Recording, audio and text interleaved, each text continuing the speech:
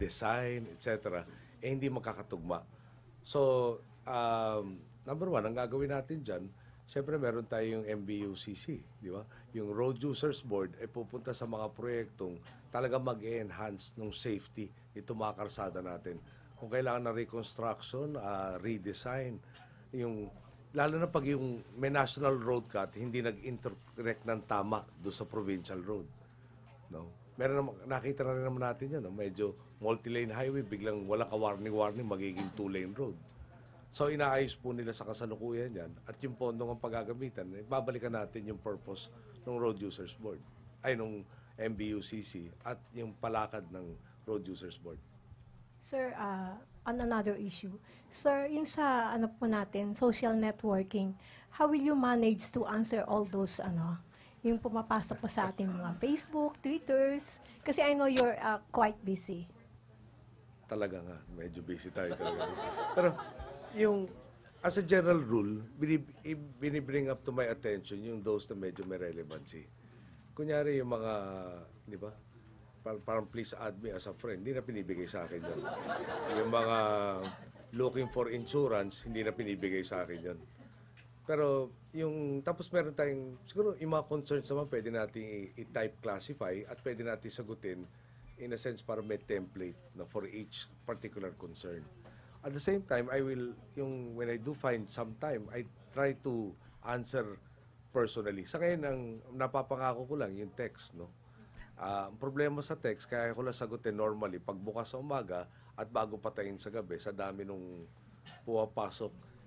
I think at any given time, parang pagbukas mo sa umaga, mga 30. In the course of the day, every time matanganan ko yung telepono, 2 to 3 times, 4 times a day, mga 15. Tapos bago matulog, siguro another 25 to 28 or so messages. That there are days talaga parang nakakapagod na sagutin, pero pinipilit ko sagutin. No, yung dito, nandiyan naman yung ating com group that helps me answer all of this. No, and if there are specific issues, then we refer it to the appropriate department. Then we ask the appropriate department to give us a feedback on what particular action was done. Pero na nga, nung panahon ni President Magsaysay, telegrama ang uso. Yung telegrama, bibigyan ka ng time bago ka, para makasagot ka. Sa text, syempre napakadali pindutin ng buton. Kaya hindi naman natin kayang sagutin within 5 minutes or so yung pinaimbestigahan na substandard na ginawang karsada somewhere. Diba? Yung kailangan magpadala tayo ng investigador, may mga processes involved. So, humingi rin tayo ng pangunawa na kung hindi na aksyonan ng todo-todo sa minuto, naintindihan naman sana na hindi pwede lahat masagot within minutes. Okay, sir. Pero let's say some critics na hindi po sang-ayon sa inyo, will you answer it back also? Depende no? Kasi meron naman, kunyari sabihin mo sa akin, ang nipis ng buhok, ano magagawa ko? No? We welcome criticism. We will be the first to say we are not Superman, we are not God. No? And a healthy dialogue in a democracy should be encouraged. But as you know, there are people naman who will always look at you in the worst way, who will just endeavor to tie your schedule up. So I think we will have to utilize our judgment on whom we can engage and whom we cannot engage. Okay, thank you very much po. Thank you. Kung pwede lang po, may request lang yung Pangulo ng Malacanang Press Corps, si Mia. Bibigyan na po natin siya ng laya at piliin kung sino yung huling magtatanong. Mia. Si Willard. At si Royces pala. Sige. Willard and Royces. Good afternoon, Mr. President. Sir, may lumutang po na isang video kung saan pinakita na may tinorture yung isang pulis na isang crime suspect. Sir, napanood nyo na ho ba yung balita at kung napanood na po, ano pong reaksyon nyo dito? I haven't been able to watch the film. May nag-text sa akin tukol doon. Pag understanding ko, nirelieve yung buong presinto na kasangkot nito. Pero can I just say that there is a presumption of innocence until proven guilty. The police also are entitled to the day in court and to due process.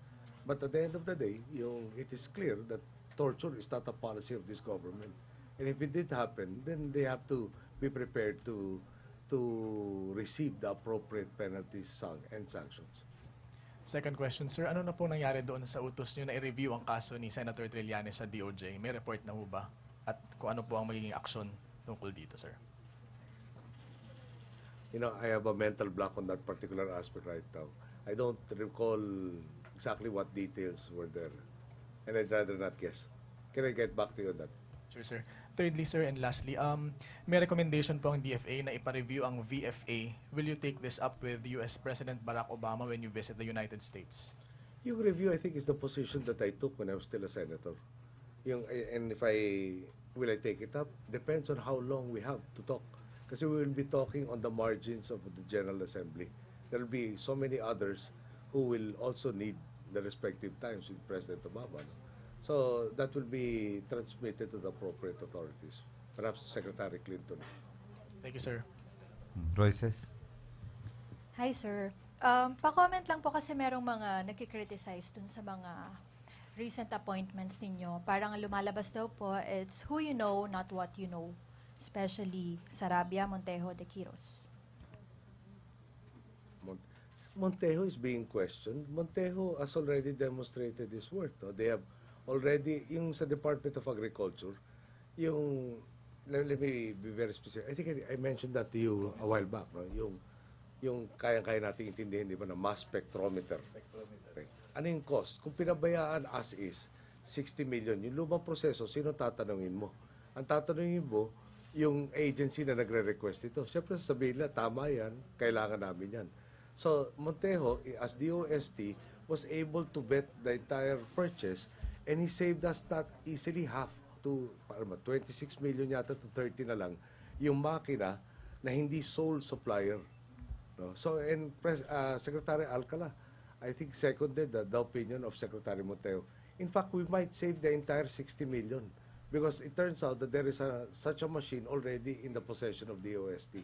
So, Secretary Montejo, I think, has already proven he knows his subject matter. Si Sarabia was appointed, if I'm not mistaken, by former President Arroyo. No, and she just took her oath as a member of the board. She is a recognized, hindi ko lang kung ophthalmologist, optometrist. Sir, how about Cadiz daw, sir? Cadiz. Joel Cadiz. Joel Cadiz, Solgen, IBP, does not qualify him. He was president of IBP. He's been a lawyer of established practice for such a long time. He took up the cudgels in a lot of issues that beset the former administration. So he's not qualified. I beg to disagree. Okay. Sir, another issue lang. Pwede pa.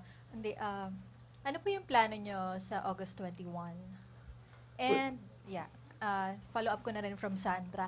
Ano daw pong reaction nyo kung nakita nyo yung nabubulok na ABSECOM van na pinagsakyan dun sa body ng late dad? Sa August 21, there are various commemorative activities. Mayor Lim has one here in Manila at 7:30. My Tito Butch and my Tita Tessie will be participating in the activities at NAIA. That's traditionally the role also. I primarily will be concerned about visiting my father at Manila Memorial. And hopefully I will be given some opportunity to pray for him in peace, rather than to have a circus there. Because that is, of course, there are, my mom's death anniversary, siguro my mom's birthday na subsequently, my dad's birthday and my dad's death anniversary are the only moments that I really get to visit both of them. With regards to the ban, I don't know how many of you know, for instance, that the Sandigan Bayan discussions of the Aquino Galman double murder case contains a portion that says, after my father was shot and he was subsequently thrown into the van, whilst in the van that proceeded to take a tour, instead of bringing him directly to a first aid facility, the justices of the Sandigan Bayan suspect that his head was hit by the rifle of one of the people inside the ABSECOM van to ensure that he died.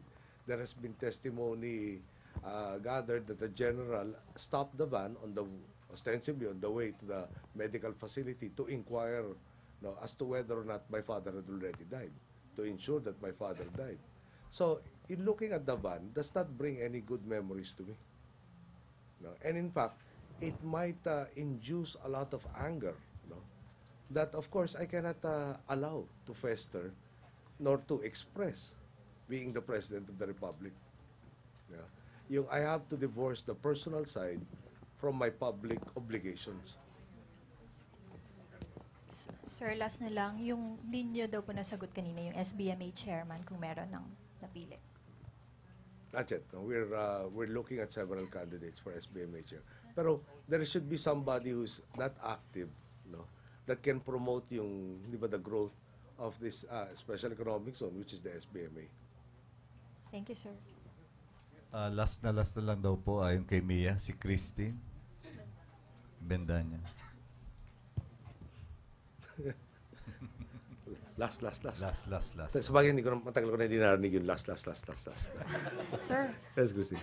just on the PAL issue, so when will government come in? When will it make good yung sinabi mo na the government will be forced to Will is a decide? future, di ba? Parang that's in the future tense. That's not future tense. We have been there. There have been so many cabinet secretaries tasked, no? DOTC is at the forefront. DOJ was involved. DOLE was the, kumbaga,